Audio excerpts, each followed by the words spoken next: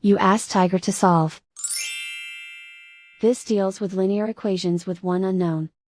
The final result is x equals 2. Let's solve it step by step. Simplify the expression. Expand the parentheses. Multiply the coefficients. Simplify the arithmetic. Group all constants on the right side of the equation. Subtract 14 from both sides.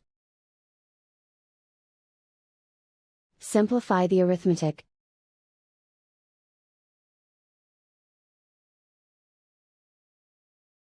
Isolate the x. Divide both sides by 21.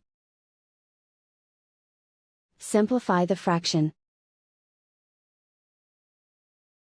Find the greatest common factor of the numerator and denominator. Factor out and cancel the greatest common factor. And so the final result is x equals 2.